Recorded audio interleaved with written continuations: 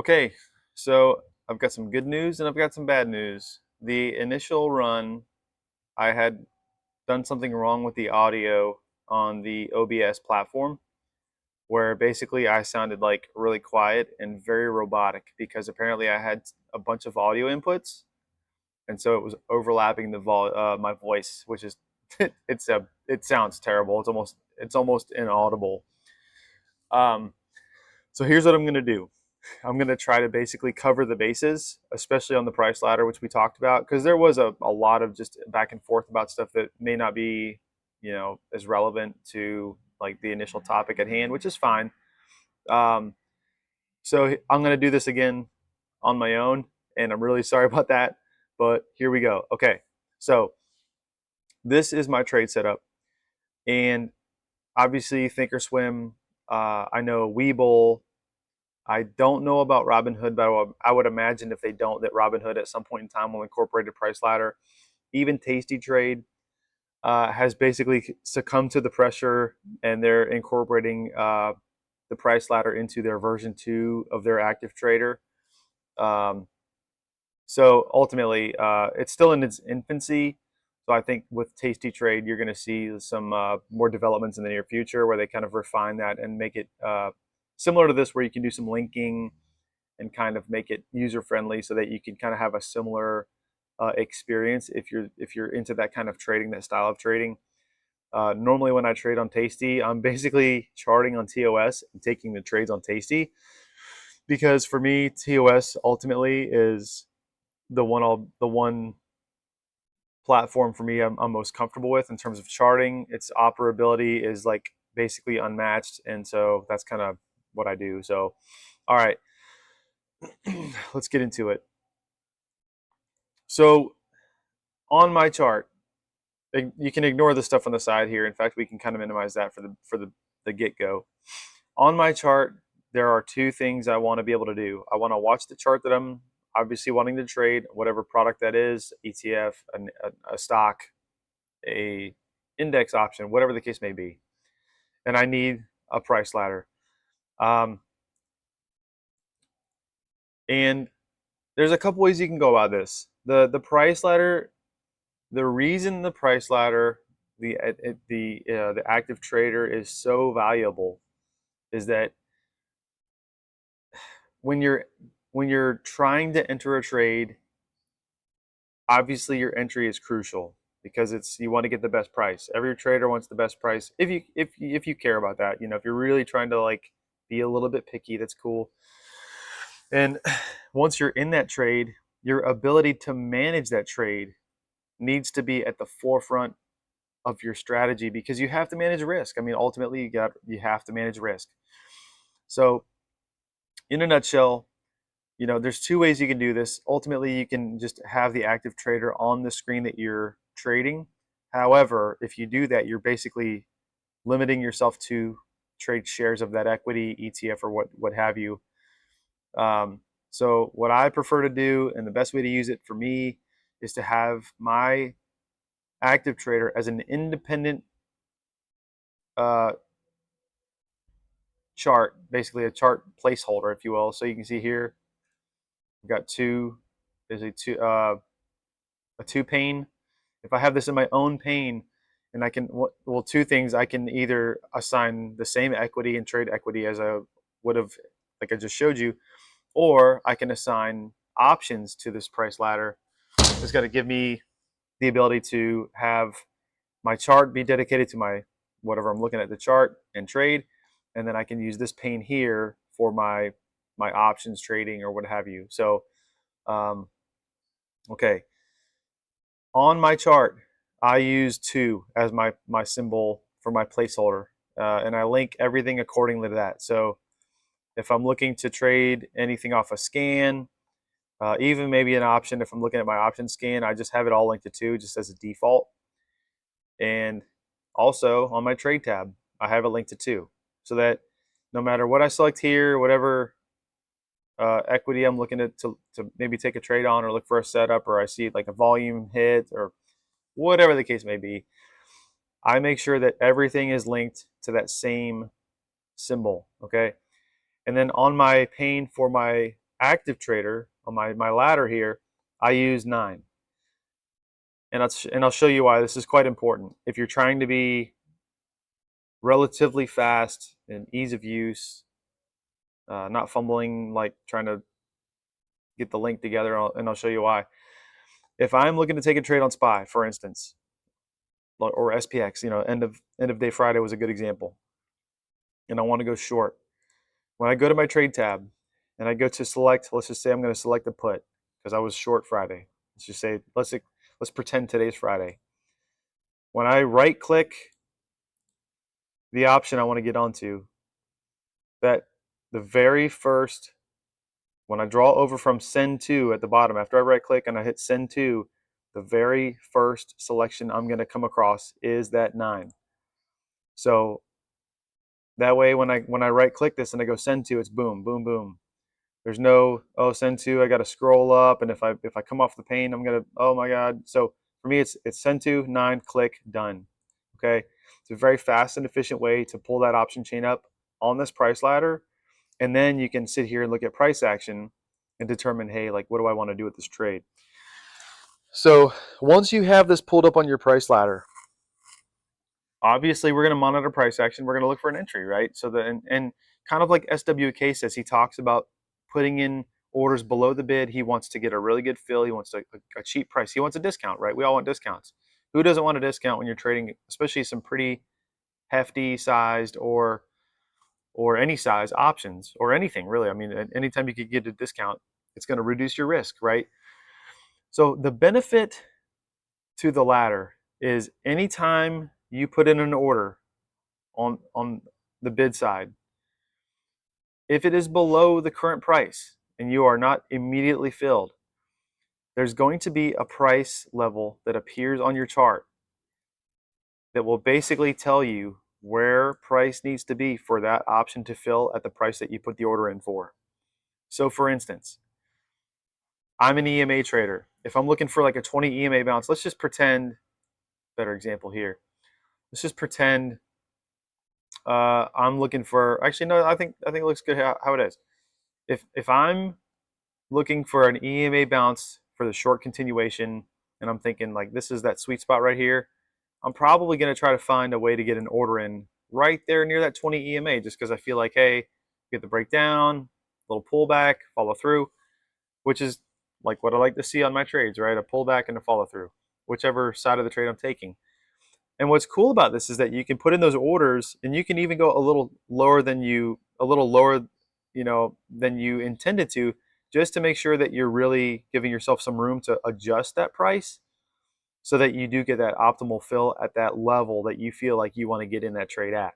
So the minute you put in, like if we're trading, for instance, this put is trading at 290, I could come down and put an order in at like 240, like really make sure I give myself some room to make adjustments on this trade to get a good entry. Because if you put it in, say like 5 to 10 cents below, if you get one little rally up, you're going to get filled pretty quick, and you won't really have the ability to manage the entry on that trade. Don't be afraid to kind of scroll down a bit and kind of like almost lowball it. And then once you click whatever uh, price you like, that little buy one limit will be there basically on your price ladder, and you can actually click and drag that up and down, and basically click it, drag it, and release it to change what price you're wanting to get that to fill at. And accordingly, this price level, it'll say, your limit order is going to fill at this price or this price. It's going to adjust accordingly. And that's a big benefit to get really good entries on trades and kind of pinpoint that spot, whatever your style is. If you're trading like the Ichimoku Cloud or EMAs, or you're just trading price action, or you're trading inside bar breaks, whatever the case may be that like is your triggered along the trade, getting in this, using this ladder and kind of having that at your disposal will allow you to really not only put in the order, but see where things need to be for that order to be fulfilled, right? Okay. The second side of this, so that's on the entry side. Like we always want to pinpoint the entry if we can, right? And sometimes we get ahead of ourselves, we don't. We have to kind of just deal with the fact that we got a price that maybe wasn't the best. But if you're really trying to pinpoint your trades, this is a great tool to use to figure out how to get that optimal entry. And what will happen is too, if the trade works in your favor, that your stop loss will never get touched. If you get in too soon, you may get a little bit of some price action that just almost kind of takes out that stop, and then of course goes in your favor, and you have some regrets. So, all right. So the second side of this, once you're in the trade, now we have to manage the trade. What are we really going to do here? Are we just going to go free for all and no stop losses? Are we, what's the goal? And so on the other side of that trade, you can in turn either A, if you're below your entry, when you start, see how it says one stop, sell one stop right here, in that little block, you can put in a manual stop on the same price ladder once you're in that trade. So if you get filled at 280 and you're like, hey, my risk is 10%, I'm going to go 28 cents from 280, call it 252 or somewhere around there. I don't know. I'm just doing loose math. You can put a stop in, down here, and if it gets taken out, it gets taken out. And in turn, you can even put in a take profit, however you feel. And all of those orders will, again, put new price levels on the chart to show you stop and then take profit. It's basically going to show you where price needs to be for you to stop out. It's going to show you where price needs to be for you to take profits. So, and that's a big benefit to for people, especially who are really not sure, because here's the thing, and we talked about this before, so I'm kind of repeating myself. Sometimes we want to get in this trade, whatever it may be, and we know we see the option where it's at. We don't want to pay what it is. We do want the discount. So we may not necessarily know what we want to pay for the option because we don't know what that translates to on the chart. But if we do have a spot on the chart where we would prefer to enter, that's kind of the benefit here. Now on the other side, again, you could put in the stop loss orders below your entry. Once you're in that trade and you click any of the ask side below your entry or below current price, like if you get in at 290 and it's down to 280 and you're like, shit, I'll stop out at 270, you can still put a stop in. That's fine. And again, above current price, you can even put in a limit order to take profit. And you can actually build a bracket one at a time. Now, for the traders who really do struggle with, it's so easy to get in the trade, and sometimes it's really hard to get out because either A, it's going against us and we're just kind of wishful thinking, hoping it goes in our favor, or we're just giving the trade room to breathe, or we're not really sure what we're doing, but we're just here for the ride and we're hoping it goes well, or the trade goes in your favor and you don't really know, okay, like it's at 20%, it's at 50%, it's at 100%. Where do I really want to get out of this trade? And so there's a couple ways you can kind of use this price ladder to your advantage to make that happen. So you can either put in a manual stop, and you can, again, anything that's open, you can click. Once you place that order, that little red box that says one limit sell will basically be there until you either get that order gets filled, like if you take profit, or if you exit out and you can take that order off of your ladder. You can basically exit out and cancel it. If you're really struggling with getting out of trades, like you're almost holding too long when it's down, or you're holding even maybe too long when it's up, and you kind of give away some profits, one of the best things you can do, I'll just show you here. I'm using this flex grid here because for some reason when I go to use the order templates here, it's not letting me adjust the bracket. I got to go and figure out why that's happening. I'm not entirely sure, but it's not happening on this one, so I'll kind of show you what we can do here. So I'm just kind of using a different part of my system here to show you what we can do. We're going to pull up a random contract. It doesn't matter because we're not trading. Send this one to 3 because I have this one a little different here. Okay. If you are struggling getting in and out of trades, if you're struggling either holding on to losers or maybe holding on too long to winners and you're giving up some profits, don't be afraid to set stop losses and take profits as a part of your order, and that's something we can do here. If you don't have, see, I already have some of these saved, so don't worry about those. We're going to start from scratch here. What you want to do, if you want to put in a bracket order, and what a bracket order is, it'll automatically incorporate a stop loss and or profit taking limit order into your trade, depending on how you want to set it up. If you want to basically say, hey, I'm going to risk this percent, but I'm also hoping to gain this percent. Either the trade works and I take out my profit and I win and I'm out, or I have a bad trade and it takes out my stop and I'm out. So on the template here, go to trigger with bracket, and you have two sides, basically two sides of your bracket. You have a stop loss side and you have a take profit side. Initially, it's going to have the value offset as the default, but you can click these and you want to use percent. Now there is a tick value on here if you're like trading futures. That's better to use the tick value. But for options and even equity, I think the percentage is likely the best. And you can basically decide, hey, I want to risk 30%. And make sure that negative stays there. If you delete the whole thing and hit 30, it's going to come up positive. You got to make sure that that's a negative, because basically you're saying, hey, like you want this to be below your entry, like underneath. I'm risking 30%, so of a loss.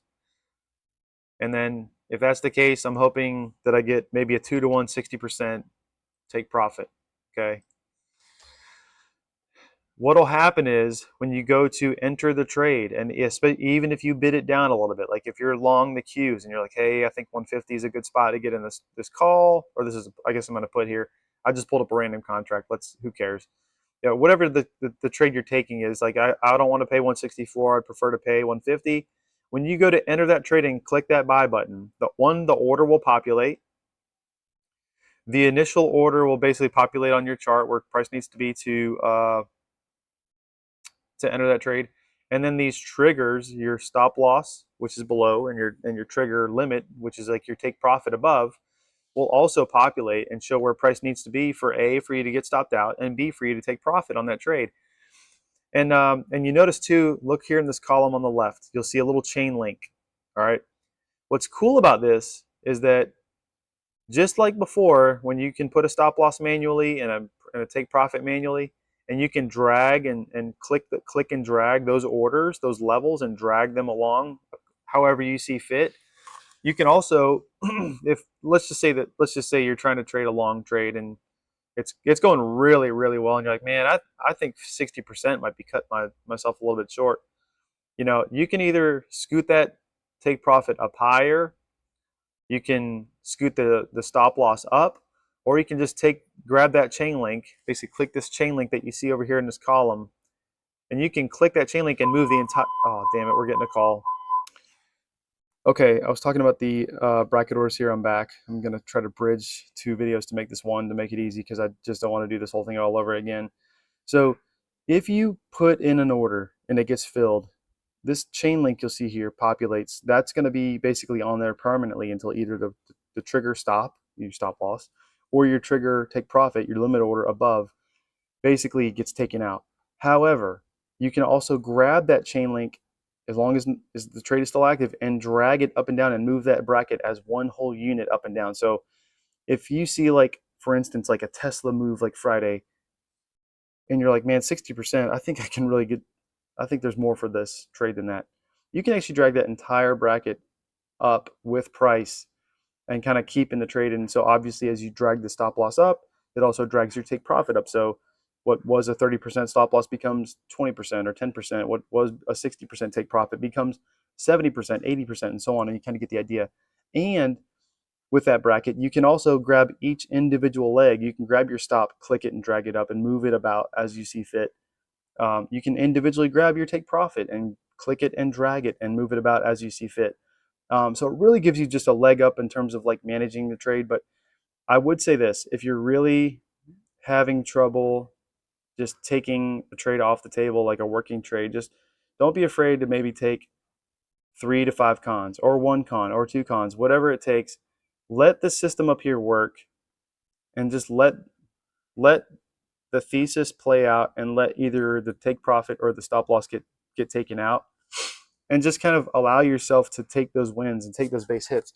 There's nothing wrong with that. It'll kind of teach you a little bit of just comfort in taking profit, even if it's a little early. That's okay, because part of the process is learning that taking profit's okay.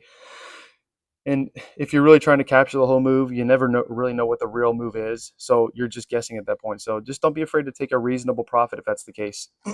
Another side of this too, again, I referenced Tesla because that move was just insane. One of the options you can also do is just take off that, you can take off one of these sides of the order. If you're like, hey, you know what?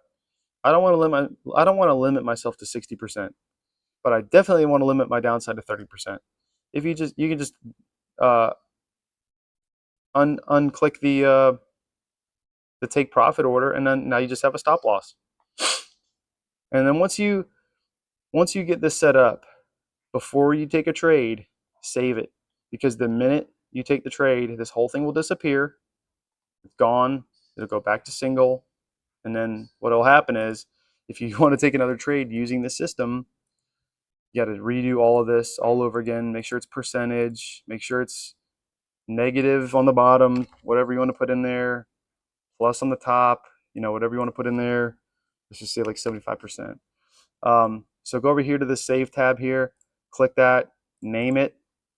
You can do, this is like, for instance, I put a 25% stop, 75% take profit. You could do, this is a 3-to-1, 3-to-1, whatever. You can do 25% stop, 75% take profit. Call it what you want, so that when you go to take these trades, you can do what I do right here. I go, oh, I'm going to go to 10% trailing stop, or I've got 1545, or I've got 15 only. Oh, I've got a futures 310. I don't use that. The intention at some point in time was to implement that, but it's just there.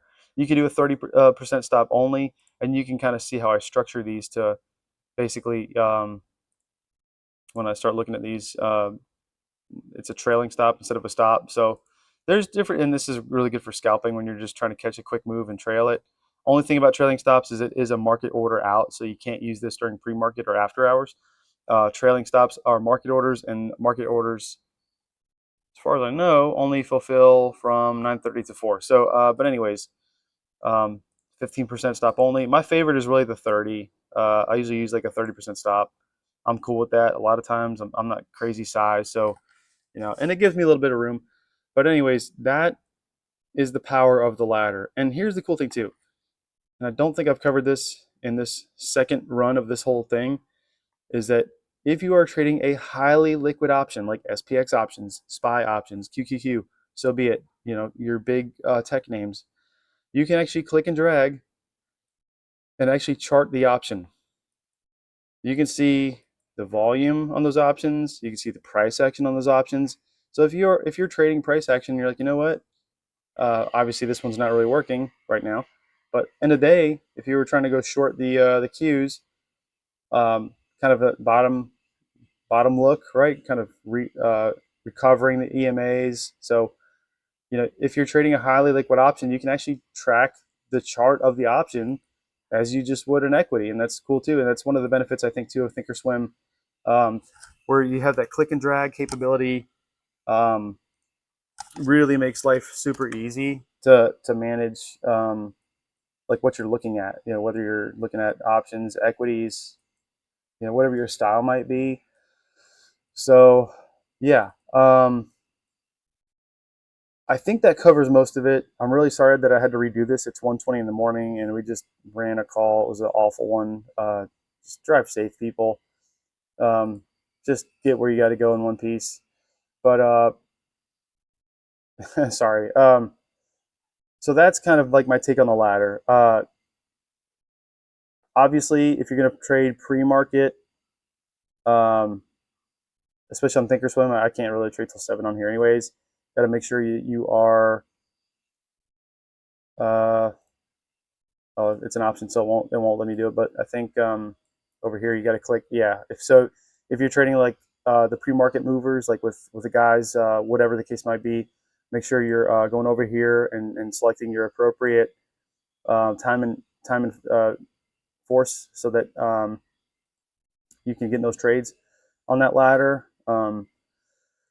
And of course the brackets, again, I don't think I could be wrong. I've never tried them pre-market. I don't think, I don't know. They may work pre-market. I honestly don't know. I've never tried them. Typically, I'm using those with options.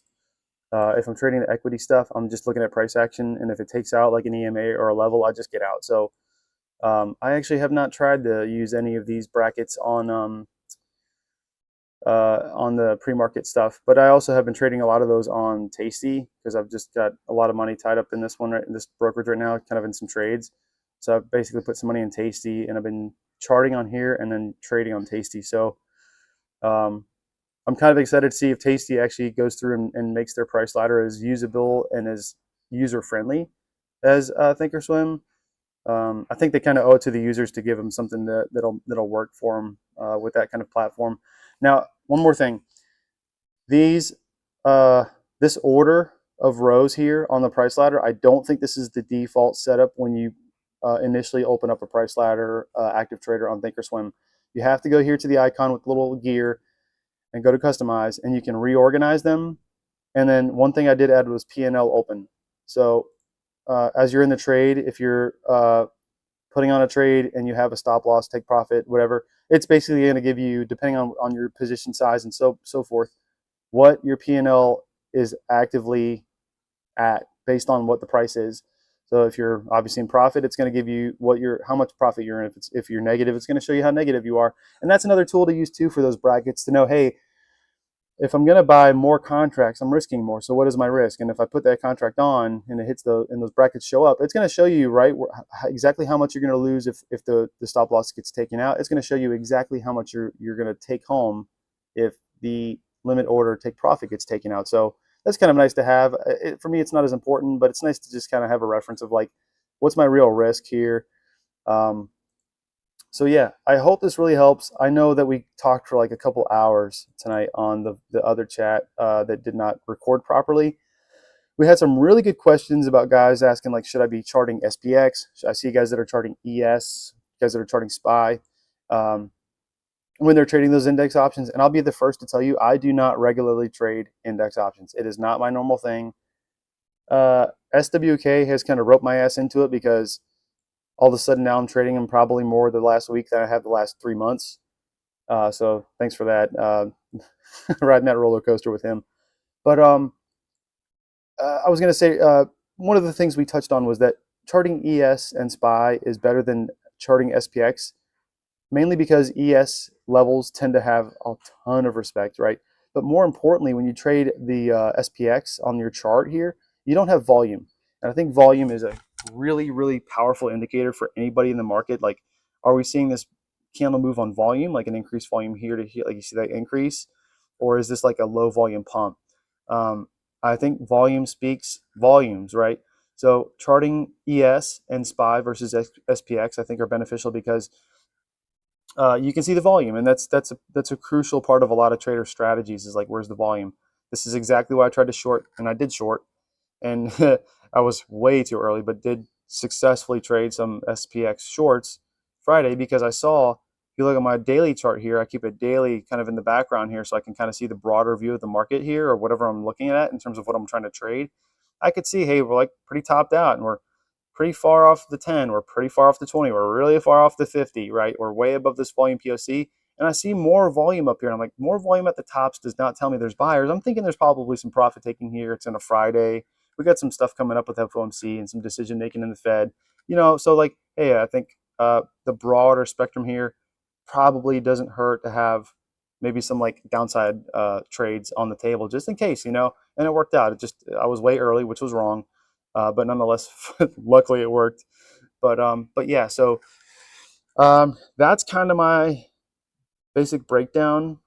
For some reason, when I go in here and I select these, you can see the templates. And on this one, I don't know why it's not showing up. I got to figure this out. There's something going on here that I'm not aware of that's happening. It may be I don't have this wide enough. There's no way. No. There's got to be something I'm missing on here because I, I like to adjust these at times, and I could probably get rid of some of these and refine them and kind of just thin them out. I don't need all of this, but Yeah, for some reason on my primary chart, the active trader, I'm not seeing the the ability to change or enable or deselect or select the sides of the triggers, or make even adjustments and then resave it. So something I got to work on here. I'm not really quite sure what's going on with that, but nonetheless, that's kind of the breakdown. I'm trying to make this not too crazy long, and I'm sorry about the whole second take. So hopefully that helps. All right, see y'all.